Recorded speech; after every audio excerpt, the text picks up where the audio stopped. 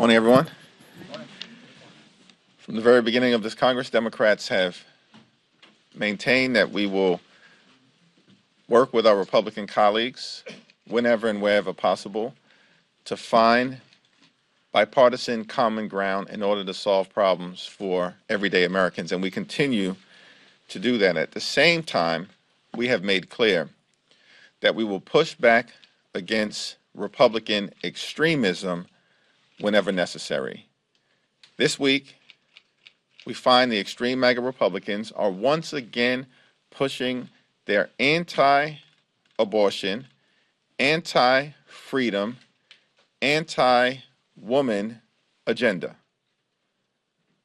and trying to march America toward a nationwide abortion ban. The extreme MAGA Republicans will have two bills on the floor today that undermine reproductive freedom for the women of America.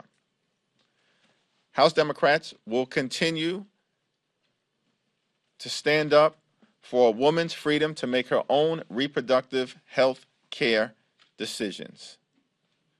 And the American people support reproductive freedom.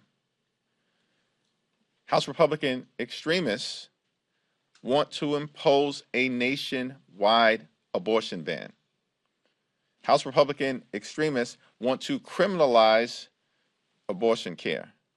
House Republican extremists want to see an America with government-mandated pregnancies, even when that pregnancy undermines the health, safety, and well-being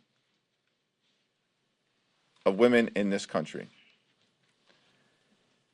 We're going to continue to stand on the side of reproductive freedom and expose the Republican extremism on this issue, which will be on full display on the House floor this afternoon. Questions? Mr. Leader, good morning. Thank you. What's it like for you and the Democrats here, where we're going to have the CR this afternoon now? You guys are probably going to have a lot more votes for this bill than the Republicans. You've done that on the debt ceiling. You've done that on two other CRs. That you guys are in the minority, and you have to continue to carry the freight for the majority. Well, House Democrats believe in doing the right thing for the American people on every issue. And we recognize that a partial government shutdown will hurt everyday Americans, hurt the economy, and hurt the ability of the federal government to meet the needs of the American people. And so it's my full expectation that House Democrats will continue to do the responsible thing. As we've said from the very beginning, that in this Congress and beyond, we will continue to put people over politics. That's what we have done from the very beginning of this Congress. And that is what we will continue to do. Because the political thing would be to allow House Republicans to continue to allow their chaos and dysfunction to stop anything positive from happening. And we have made the point repeatedly that House Democrats are willing to find bipartisan common ground in order to meet the needs of the American people.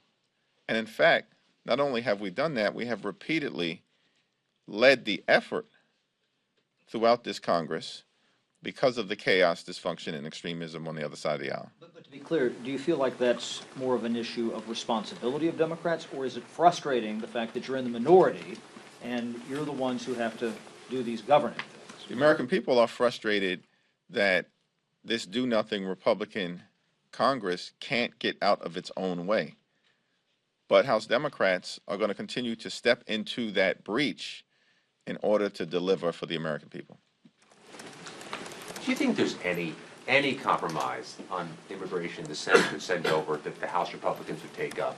Or are you resigned at the fact they just want the issue for the campaign? Yeah, that's a question that Speaker Johnson and the Republicans are going to have to answer. And we may or may not confront that within the next week or two. I'm thankful that President Biden convened leadership from both sides of the aisle and both sides of the Capitol at the White House yesterday to talk about the urgent need to fund the Ukrainian war effort and to arrive at a bipartisan agreement on the other issues that are on the table, including improving the situation at the border. The president wants to solve the challenges facing the American people, including fixing our broken immigration system. But that has to be done in a bipartisan, common sense, humane, effective fashion. And it is not clear that many House Republicans actually want to address the challenges at the border as opposed to politicizing them. What do you make of the fact that several members in your party voted with Republicans yesterday to condemn President Biden's border policies? I don't necessarily interpret that vote in that fashion, but you'll have to speak to those individual members about, why they voted in the manner that they did. Side is unusually quiet here. Former President Trump put out a post basically saying that the Republicans should only settle for everything that they want on the border, and that he had full confidence that Johnson would only make a perfect deal on the border. If there is no deal, would you put the blame at the feet of Trump and Republicans bending the knee to Trump? Well, it's my full and complete expectation that extreme MAGA Republicans will continue to take orders from former President Trump, because that's basically what they have been doing since the former president, as a candidate, came down that staircase in the summer of 2015. The Republican Party is the party of Donald Trump. And unfortunately, we have not seen a willingness to break from the extremism that Donald Trump wants to continue to visit upon this country. We have a Democratic Senate, a Democratic president, and a barely Republican dysfunctional majority in the House. That means that the only way to solve problems for the American people is that we find bipartisan common ground. As Democrats have continued to indicate, we are willing to do on any issue, including addressing our broken immigration system. And it will be unfortunate but not unsurprising if House Republicans continue to take orders from Donald Trump. We have the special election coming up next month, New York's 3rd district, obviously crucial to helping Democrats close the Republican majority. Can you speak about your efforts in that race and whether you have any plans to travel to the 3rd in the coming weeks? Well, Tom Suozzi is running his race. He's a well-known, well-respected public servant in the 3rd Congressional District, and he's focused on making it clear that he wants to come back to Congress to get things done, to solve problems in a bipartisan fashion, and to make life better for the people of Nassau County and Queens. He's doing a tremendous job, as far as I can tell, in communicating that message anywhere and everywhere, and I would expect that he is going to run hard down the stretch, and then it will be in the hands of the voters of the 3rd Congressional District. The House Budget Committee is currently marking up the establishment of a bipartisan fiscal/debt commission. I know you've been asked about this a couple of times, but have you made up your mind on where you stand on the establishment of a debt commission? Haven't been able to closely evaluate the proposals that are going to be marked up before the Budget Committee today. However, I do support the amendments that are going to be put forward by Brendan Boyle and the Democratic members of the committee to make it clear that we want to protect and strengthen Social Security and Medicare and not undermine Social Security and Medicare, which is clearly the intentions of the extreme MAGA Republicans. So at the end of the day, I'll evaluate what proposal is referred out of the Budget Committee. But if it's not clear that Social Security and Medicare are protected, then it will be my expectation that there will be a lukewarm response at best when it hits the floor. Thanks. There's you and the rest of leadership endorsed Summer Lee earlier this week. Do you have plans to endorse any other members who are facing contested primaries, particularly those that have potential involvement of AIPAC? My endorsement of Summer Lee speaks for itself. Are you endorsing Pablo Hernandez for Resident Commissioner of Puerto Rico? I have not considered an endorsement in that race yet, but I do have a lot of respect for Pablo. Any more thoughts on the tax package that was rolled out? We've had another day to look at it. We're in the process of evaluating the tax package, and I'm talking to Richie Neal, Susan Del Bene, and other members of the Ways and Means Committee to assess what our perspective should be on moving it forward. In my preliminary assessment, it's clear that the child tax credit provisions do not go as far as they should relative to what President Biden and Democrats were successfully able to do in terms of the child tax credit that was in the American Rescue Plan, particularly as it related to monthly payments and refundability. That said,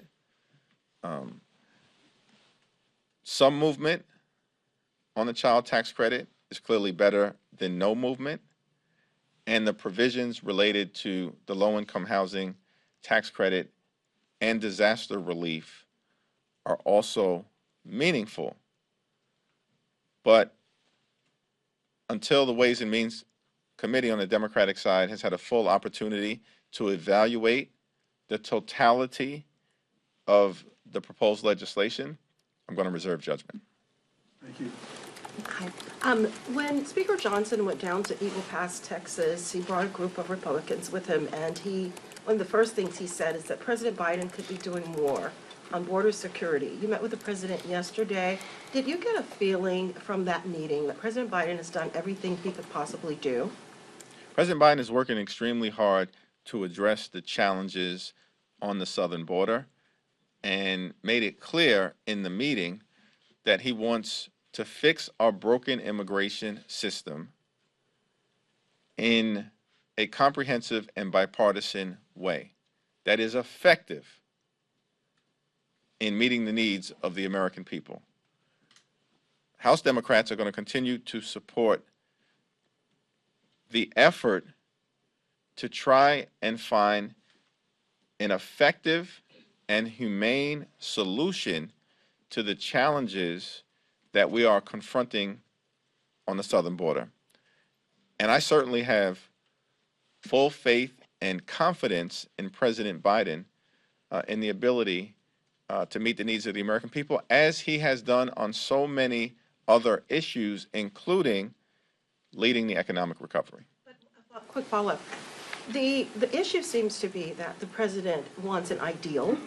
He wants support from both sides, but the other side obviously is not budging. And they've said they're going to do a number of things to prevent any sort of traction on border, progressing the border security matter. And so with that being the case, what message is the country sending, or President, Democrats sending to asylum seekers who were here today at the Capitol, trying to push to make sure that asylum policies are secure? What message does it send to them that the president is saying, I'm waiting on the other side, when the other side isn't budging? Well, let's see what happens with the ongoing negotiations in the Senate with respect to the supplemental funding bill that includes some consideration of addressing the challenges at the border. President Biden was very clear in the the meeting at the White House, that something needed to happen, but that, of course, it needed to be effective, humane, and bipartisan. Senate Democrats are in conversation with Senate Republicans, and it's my understanding and expectation that once the continuing resolution issue has been resolved, that the Senate negotiators are going to turn to trying to close on an agreement. Once they do so, we'll all have an opportunity to evaluate the merits of the legislation. Just to follow up on that, yesterday Speaker Johnson said that now is not the time for comprehensive immigration reform. It is the time for border security. Would Democrats in the House be open to a package that only includes border security provisions without immigration reform, or is that a no-go? Well, border security is part of a comprehensive solution to the challenges that we confront at the border. In terms of what we might ultimately have to consider, it's premature without seeing the specific provisions of whatever agreement may emerge from the Senate. Yesterday, Congressman Goldman introduced a censure resolution against Stefanik over her hostages comments and other things. Were you read in on that before he introduced that? And are you going to encourage your members, should it come to the floor, to vote for it? I have not seen the specifics of the resolution. It was my understanding that something was being drafted, and I look forward to reviewing it. I have tremendous respect for Congressman Goldman. He is one of the leaders in pushing back against the anti-democratic efforts that we have seen emerge from right-wing extremists in this country, and calling the January 6th violent insurrectionists hostages, parroting and mimicking the irresponsible rhetoric of the twice impeached former president is the height of irresponsibility. So how would you characterize the conversation yesterday at the White House, and did you leave with more or less hope for a way forward? It was important to have that conversation so that our Republican colleagues understand, with respect to the situation in Ukraine, that we are at risk of allowing Vladimir Putin and his brutal aggression to succeed because of America's inaction. It is in America's national security interests for Ukraine to prevail. This is a battle between democracy and autocracy, between freedom and tyranny, between truth and propaganda. And Ukraine is on the side of democracy, freedom, truth, as well as, most importantly, America's national security. At the meeting, the administration and several Democratic senators and members of the House made clear that America has a vested interest in Ukraine's success in preserving freedom and order in Europe in support of our European allies. Heading into this conflict, Russia had the largest, toughest military in Europe. It was expected in February of 2022, when Russia invaded Ukraine, that they would be in Kyiv within a week, and that Ukraine and its military would fall. We are now approaching 2 years later, and the Ukrainian effort, because of Ukrainian bravery, courage, and resilience, and United States assistance, has been incredibly effective. It is estimated that more than 80% of Russia's military has been wiped out without a single American boot on the ground. 50% of Ukraine's territory that had been initially seized by Putin and Russia has been recaptured. And Russia and its ability to menace our European allies significantly reduced. All of that progress is at risk if the United States Congress does not act. And that was, I think, an important part of the conversation yesterday. And hopefully my Republican colleagues, particularly in the House, got the message. If there's a motion to vacate against Speaker Johnson, would Democrats consider helping keep him in office? We haven't had a discussion about how we would confront a hypothetical motion to vacate. Touching on the Ukraine thing just a moment more, Speaker Johnson's made it very clear that border security is tied to that aid, but also I think recently suggested that having some sort of end game articulated by the administration would also need to be a component of that. Did that come up in the meeting, and if so, what did the president say in response? Well, Speaker Johnson articulated his perspective about continuing to tie aid to Ukraine with border security, and by the way, in doing so, limiting the ability to meet the needs of our other allies throughout the world, including Israel, Japan, South Korea. It limits our ability to address the challenges that we confront in the Indo-Pacific, and it limits our ability to provide humanitarian assistance to Palestinian civilians in Gaza who are in harm's way through no fault of their own. And in the view of many of us, it has been irresponsible that many Republicans appear to be willing to play partisan political games in undermining America's national security interest. I think there were several members on the Democratic side of the aisle in that meeting who made it clear that we are ready, willing, and able to come to a bipartisan, comprehensive resolution of all of the issues that are on the table, including